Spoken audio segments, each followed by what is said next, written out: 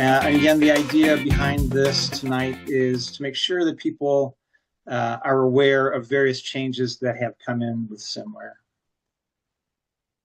Let's see. Just want to make sure that there's nobody in a waiting room wherein I don't realize that.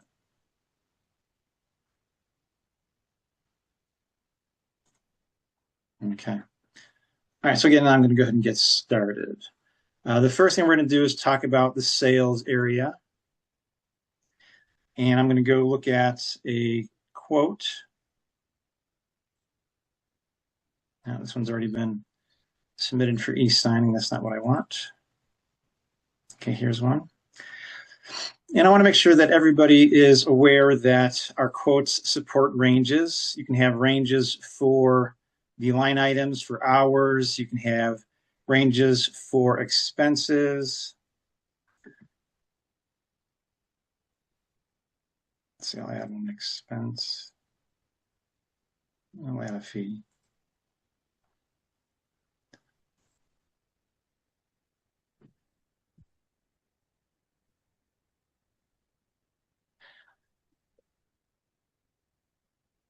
All right, so you can have the ranges for the expenses, the fees for hours, and just generally have the ranges for all the different aspects of a quote. And the next thing to talk about is within the associate profiles.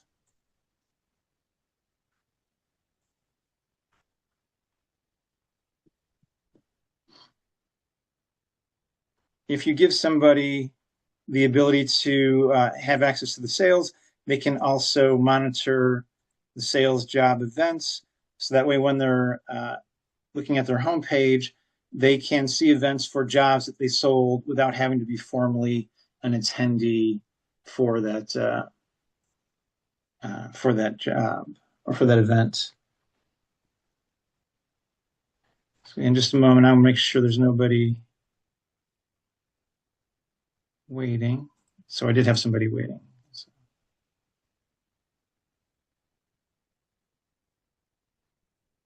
Okay.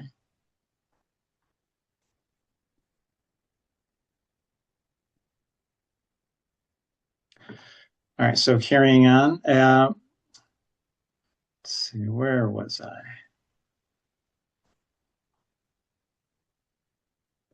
Okay, so when you create a job from a sales lead, moving on back, I have to go back to the sales leads.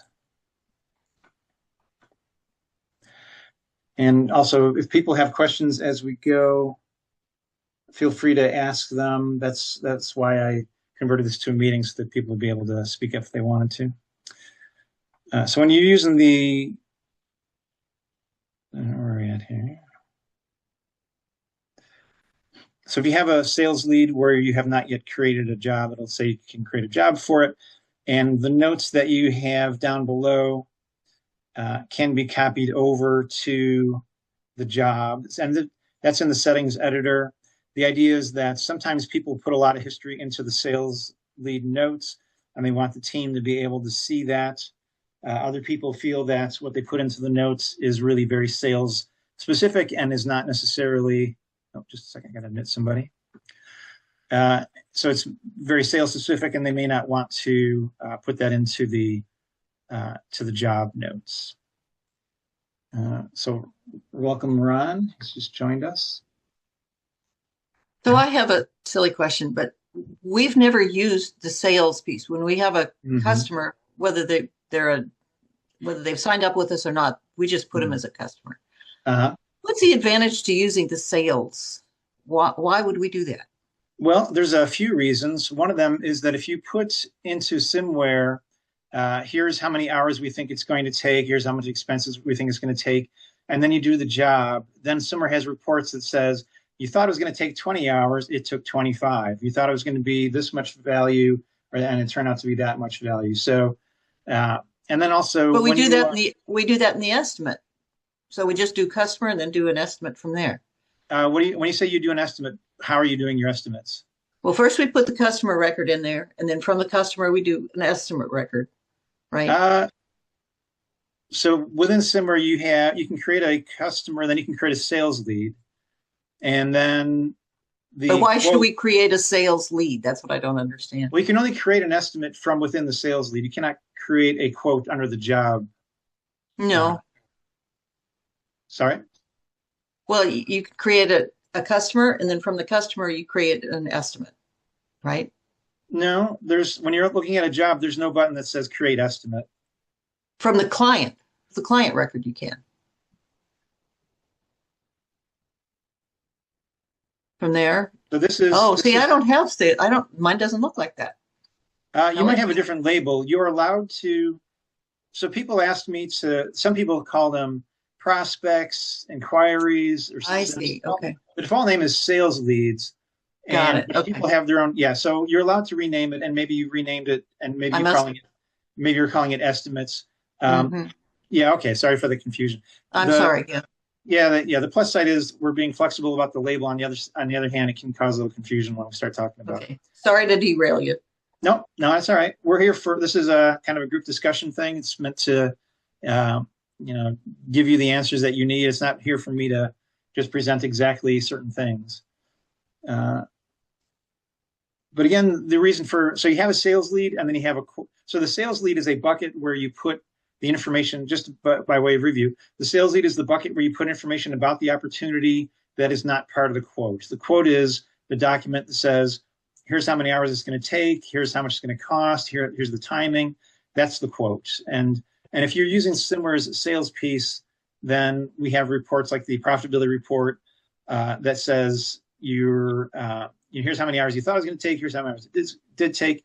And then also when you're looking at events, you can see when you're scheduling events, you can see they've used 60 out of their 70 hours, or maybe they've used 70 out of their 60 hours. And that way you're not scheduling 4 people for 2 hours, so that's 8 hours.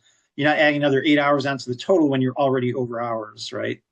So that hopefully that answers the question for what sort of things the it can do for you for if you use the sales piece. Yeah. Apparently we do. So sorry about that. Oh, that's all We right. just call it something Sorry. else. Yeah. Yeah. Yeah, yeah. The different terms can be confusing, like we said. The next item on my list is that the quote templates. This is a minor one. You allows the hours to be zero. It used to be that I forced it to be a non-zero number, and enough people felt strongly that I did go ahead and change that. There are some next moving on. We've got some settings for sales regarding the emails. And so there's some tasks. So you can have emails go out or not go out, or have the task created or not created when you're creating sales leads. So when the lead salesperson is assigned to create a task and then they get an email, or the customer decision data is entered, create a task. So again, you might have heard some of these. You might be familiar with some of these features, but the spirit of this meeting is to make sure that people know about things that were announced, but maybe they got missed in the rush of everything. All right, so moving on, we've got some things that are related to jobs. So people have various requirements for who can see what jobs.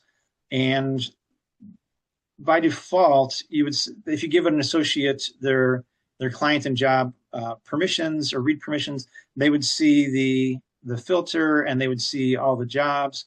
But you can restrict them to seeing only active jobs. This is again under section 5. So here's all these things that you can say that normal users only see active jobs, team leaders and lower only see active jobs.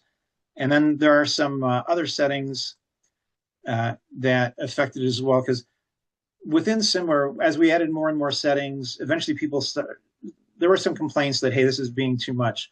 So there are some times when people ask me to create a setting, and I do, but then I don't put it into the settings editor because I feel that it's not going to be very popular, like everybody's going to want to use it. So I'm trying to keep from having too much clutter. So we have some non-public settings I'm going to talk about more a little bit later, just to give you a list of them. So there's non-public or secret settings. And so I don't really want them to be secret, but I I also don't want to clutter up the interface with like having a mile long list of things that you can do, especially when some of these settings, it's hard to be clear about what they do. You know, so the language can be kind of hard to be clear about. So moving on. Another change that was made is if for a job, we go back to jobs, look at a job. So you can assign organizations at the job level. And when you do a print version, the information about the organizations will be part of the print version. So people wanted to have the details about that organization embedded in the job because some people still print things out. All right, so next we're going to do, I'm going to use a program that lets me reflect my telephone screen onto the laptop. And hopefully this will be, all right, there we go.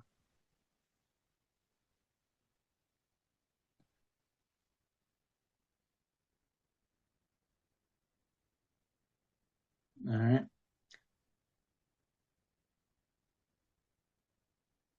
All right, so what we're looking at right now is my actual phone. And just for completeness, hopefully everybody is aware that you can create shortcuts on your desktop. And there's a video for how to do it. And when you tap on it, it brings up SMMware, so it feels like working from the app. That is something very handy to have. But there's a couple things I wanted to make sure people were aware of. So I have a text field right here.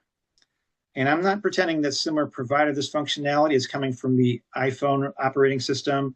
Android systems have it as well. But in the lower right-hand corner, there is a microphone icon. I'm going to tap on that. And this activates voice to text functionality. So hopefully everybody was seeing that as I spoke, it was adding the text in here. So was everybody aware of that already, or is that news to some folks? I'm curious to know. I was not aware of that. Yeah, I think it's a very handy thing, like you're driving in a car and you stop someplace you should stop anyway. You want to take a note, that text functionality. Again, it's provided by the operating system, so you can use it in pretty much any application that's out there, but this is how SMMware can be useful for it. The next thing I want to talk about is photographs. Sorry, somebody had something to say? Yeah, can you just explain that again? The how, yeah. Sure. Yeah. So I'm going to open any text field. I put my cursor in there.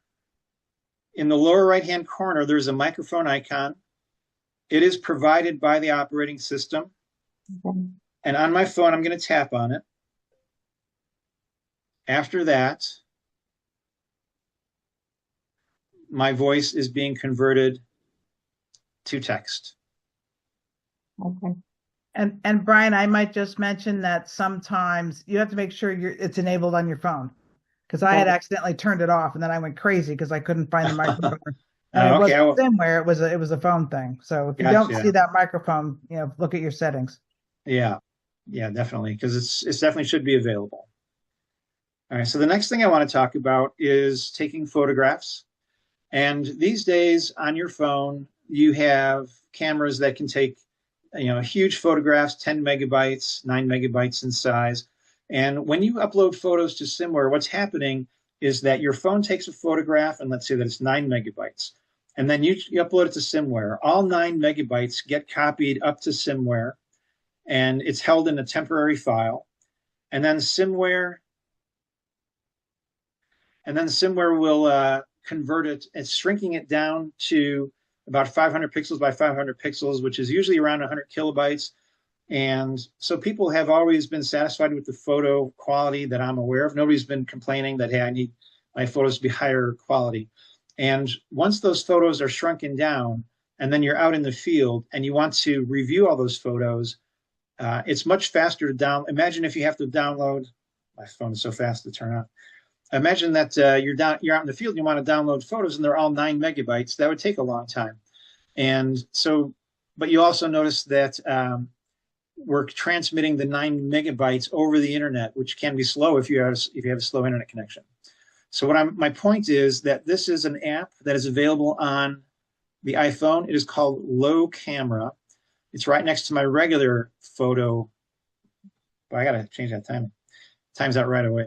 And there's a free version that has ads, and then for $25, you can get rid of the ads. But this Low Photo app does exactly what it says. It takes lower resolution photos. So that way, when you're uploading them to SMMware, they're already small. They're already like 100 kilobytes or 250 kilobytes.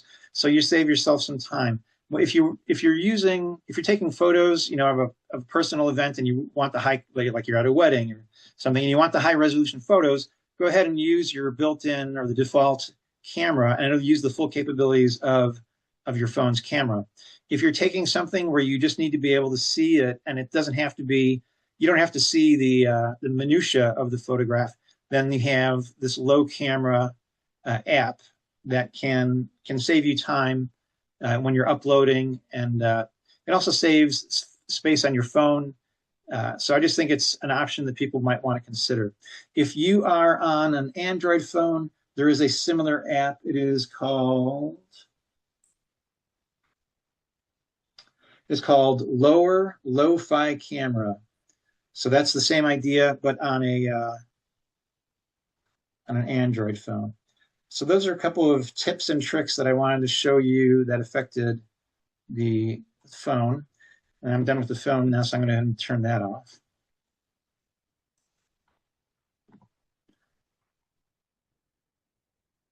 From here, I've got a few things to talk about for the invoicing to make sure that people are aware of.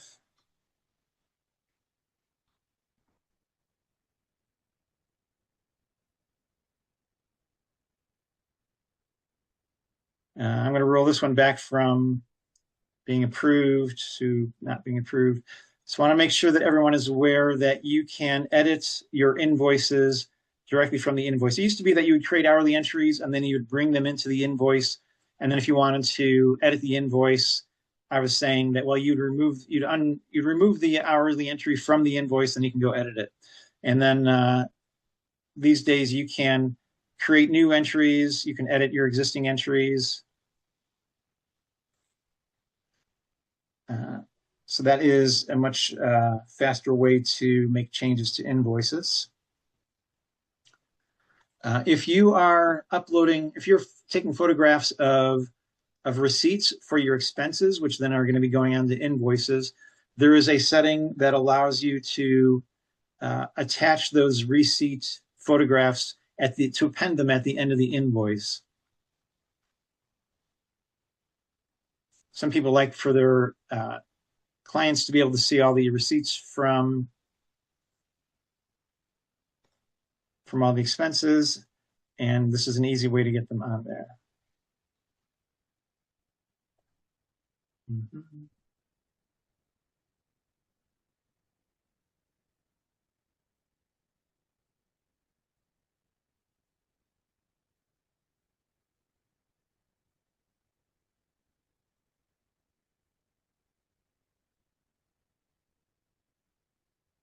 Let's see. I'm not spotting it, but in the settings edited for the invoices section, there's a way to turn on that feature. I think is that include uploaded images of expense receipts? Oh, there it is. Thank you. It was right in front of me. So yes, that is how you do it. So if you want you provide an expense, you upload the photo of the receipt, and then you want it to appear on the invoice, that's the setting that'll do it for you. And I want to make sure that people understand that I'm going back to the invoice, you can override who the payor is in a receipt or in an invoice. So here's where I've said that. So normally the payor is the client, but sometimes if the senior living center or somebody else is contributing to the cost of the project, they want an invoice and they want themselves listed as the payor, and the invoicing allows you to do that.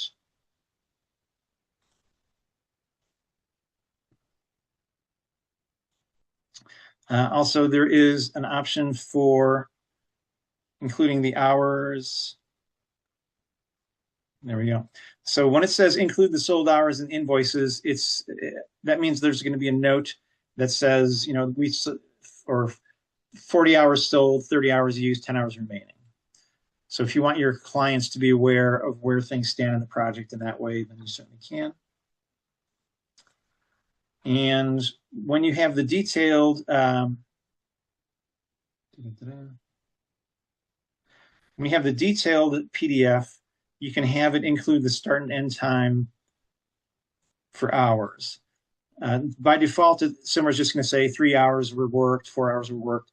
And then some people say, hey, I want to be able to show that, okay, they started at 9 a.m., they ended it at noon, or stuff like that.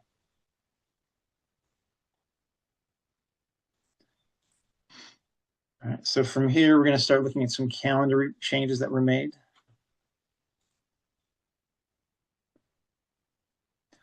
Hopefully everyone is aware that the client can be notified of the event.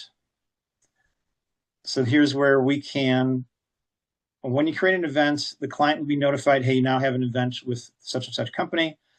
This is the button that says skip that. So when you make the changes, you can not have them notified, but by default they will be. And there's a couple places where you can set reminders. That way the client is going to get an email and text.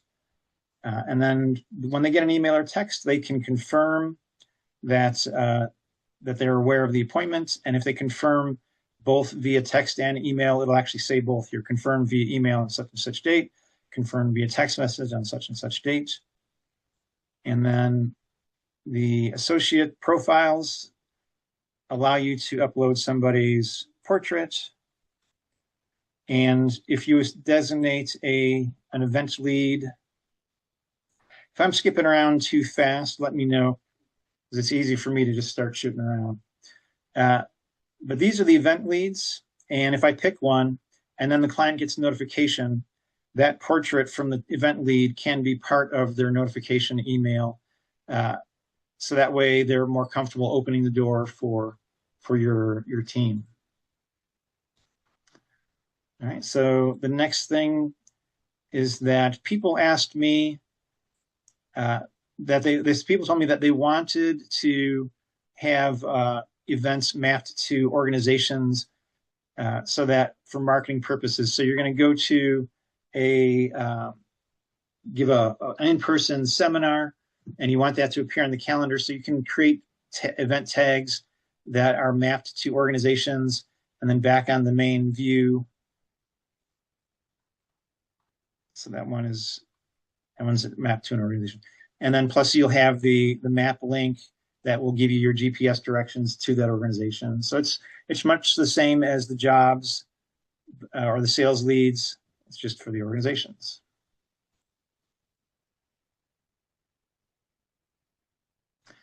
Let's see, we added functionality for if you're using invites and the people respond to the invite, that you can have the main contact notified about the response, so they're immediately aware. The next thing is that it's easy to miss, but in the lower right-hand corner of the calendar, there is a search events function, and it takes me here. I can put in some criteria, and it'll return the events in a list format. So the idea here is that we're not using a grid format because maybe the results are spread across 3-4 months or more, and you really can't easily represent that in a grid. So we're just giving you a list to see the events that fit your criteria. But a lot of times when I've explained to people about that functionality, they were not aware of it. So I just wanted to make sure that you are. Going back to the settings for the calendars, you can have people list. We added functionality so that you can list the associates by last name then first name, or first name then last name. And we just had some people requesting that ability. And from here, we're going to look at the unavailability or availability. I don't think I haven't actually launched this part yet. You can have a note that is attached to on unavailability entry. Before I talk about that, you can modify the start and end dates or end times of an entry.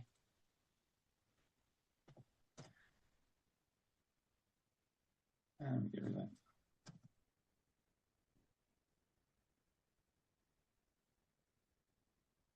Just by using these text fields. So especially when you're on your phone, and you can use the hints. So I just have to type 3P. I don't have to type 03:00 p.m.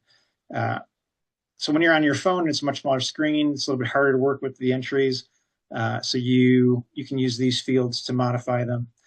And I want to make it clear that when you're clicking around, the one that's in orange, that is your selected event, and that's going to match the time.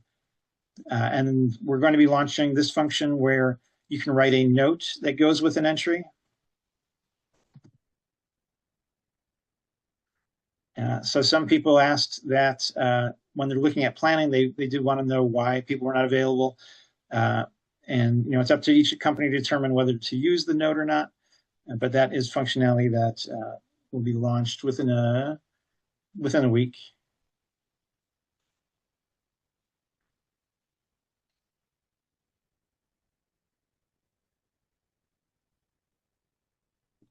All right, I'm just looking through my list of items to cover.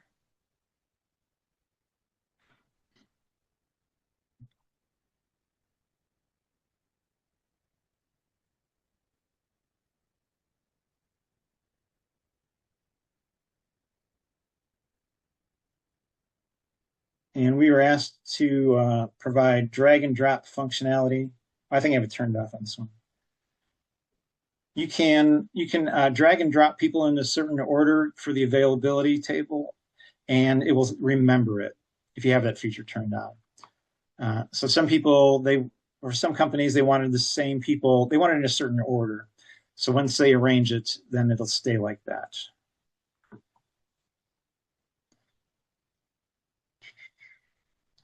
The next thing is that there are some companies where they did not want the workers to put in their unavailability themselves.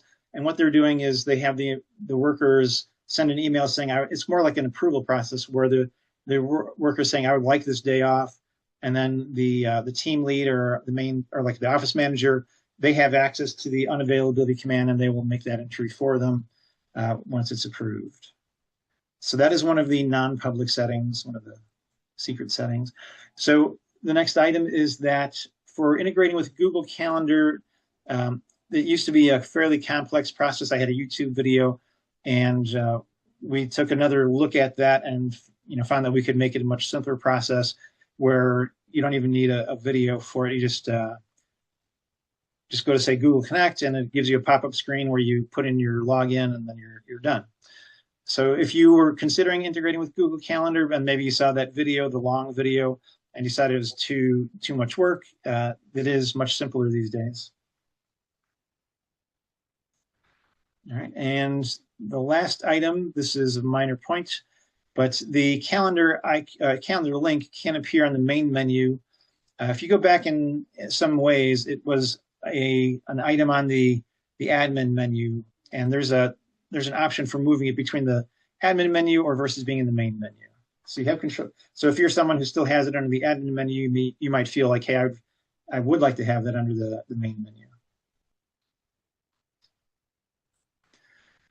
All right, so the next thing, so I'm going to do this. Just putting a hyperlink.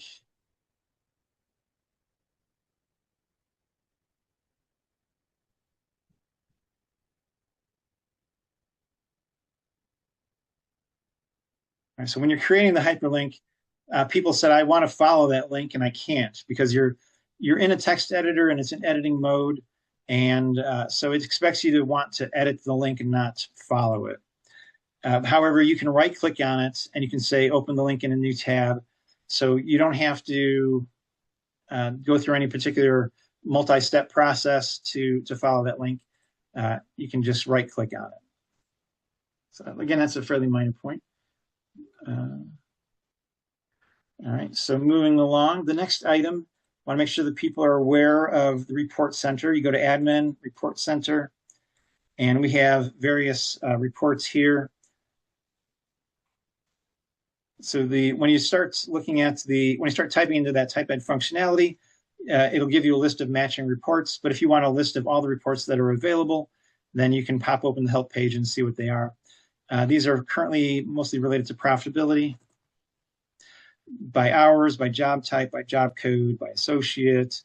And over time, we do expect to add more reports to the report center.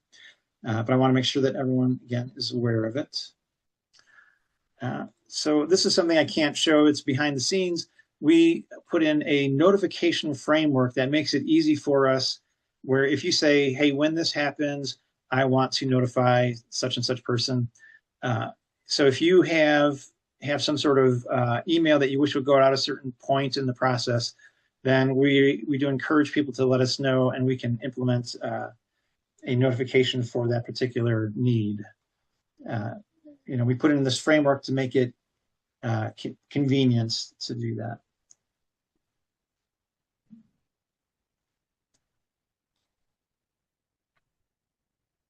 All right, and then moving on, you can just go head over to a job.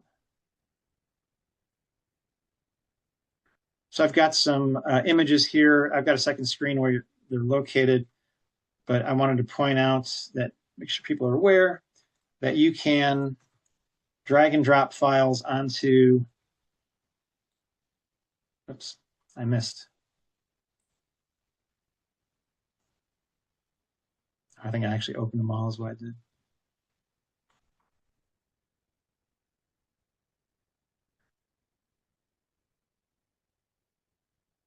So there we go.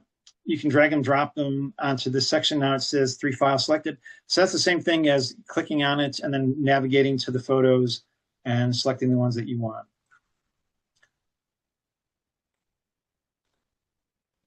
Just gonna get rid of the ones that nope, that's a preview. Wasn't supposed to show you that one yet. We'll get to it.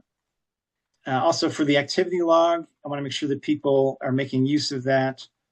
Under admin, activity log, this is a way of, if you have a question of, well, who deleted this and who added that, the activity log has a filter, and you can do searches based on the actions, and you can see what happened. And also, we added more details to the descriptions to make it more useful to understand a little bit better about what has happened.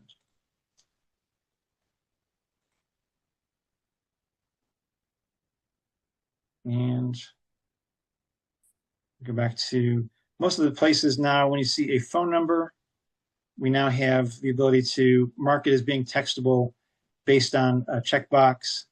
It used to be that you have to type in, it's a cell phone number, or you type in cell or mobile, and then someone would understand that it's a textable number. But now we just have the dedicated checkbox, and the description can be anything you want. For the next item, this is the plus button. It lets you quickly add a new item of various types and make sure that people are aware of it. Also, if you somehow didn't like it, that is something that can be turned off.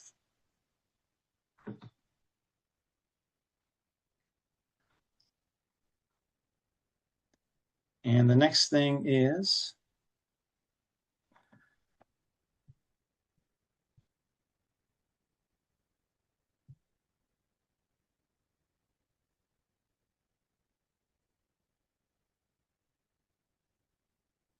we can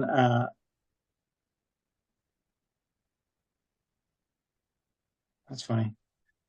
So there's the onboarding process. I think I already visited. But when you add a new user, there can be pop-ups that when they first visit a client, when they first visit the homepage, this is the onboarding help, and it allows, or it gives people information about SMMware, kind of a help screen as they go along. I'm not sure why I didn't come up for this user, but all right. So then the next item is the idea of floating tasks. So it used to be that when you created a task, you'd have to attach it to to a job or to a client. And we were asked to create the ability to just have a task that's kind of floating. And then later on, you'd come back and revise it and then say, all right, now it's for this job. And it was a way of creating a task without taking the time to create a client profile or sales lead or things like that.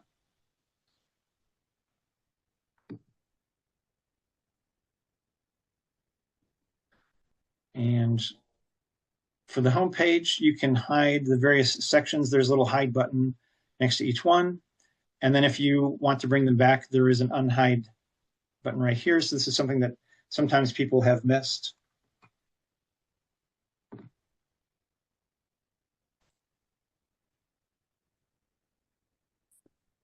And for the next thing, so here's a list of settings that I'm just going to run through them.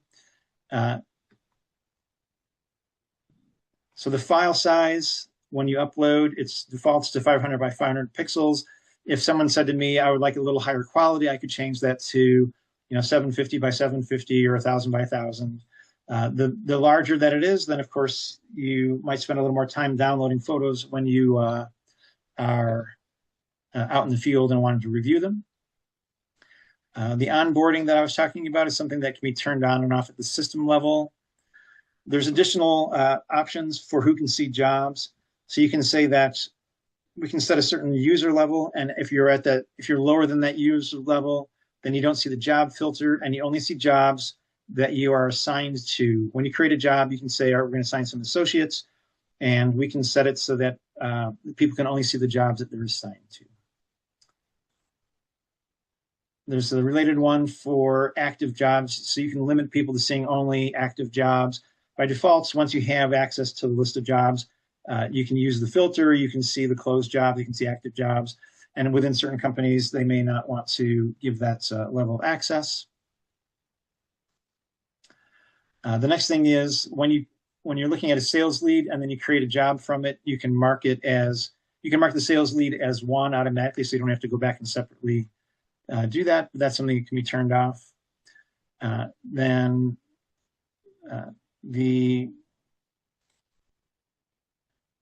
There's various people that can be notified when you win a sales lead, or there's various people that can be notified when you close a job. And there's also a setting for giving people access to the status board for ops. And there's a variety of the notifications for tasks, so that when a task is, if you're the primary assignee, you can be notified when a task is added, edited, deleted, or has its status changed. The same is true for the secondary associates. And here's a couple that are particular to professional organizers. You can, since you don't deal with moving, we can set it to say that it's going to hide all the move to stuff, so that you don't have to look at the fields that say where are they moving to if they're not moving. And then if you're a professional organizer, you probably don't care about client reps, and we can hide that as well. All right, and then that's the end of the things that I had to focus on. And I'll go ahead and make an announcement. There's something called a REST API, which is a feature that's kind of an industry standard. I don't expect you to understand what that or be familiar with that term, but it is, the point of it is to allow other software to talk to SMMware, and it can create various kinds of records, client records, and so you can integrate with, let's say you have your corporate website and you have a contact us page, and when you get information, you want it to inject into SMMware a client record and maybe create a sales lead. There's a wide variety of things that can be done with a REST API. And so we're going to be launching that in, like within 1 or 2 weeks. We're almost there. And if you don't know what one is, it's easy to be unsure whether it's a big deal or not, but it's a fairly big deal where it opens up the possibilities for what can be done between other software and SMMware. And it's in keeping with our philosophy of trying to, give you options. All right, so that is our tour, or that's the list of items I wanted to cover for today. I'm happy to answer any questions that anybody's got, but like I said, I've pretty much run through the gamut of what I wanted to cover.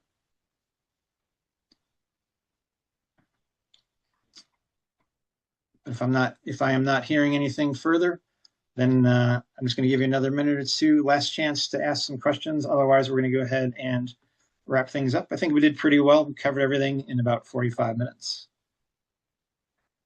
So thank you for joining me tonight. I know it's still the summer, so that it's tempting to be doing something outside maybe, but I'm glad you took the time to join me. I hope you found some information that maybe will come in useful for how you use SMMware. And then, hey, Brian, I have a question. This is Ron. Yeah. Hey, Ron. Will this be available for recording for us to send to our team, or how will that be available later on? I will post this. I will post this recording to YouTube. Say that again. I'm sorry.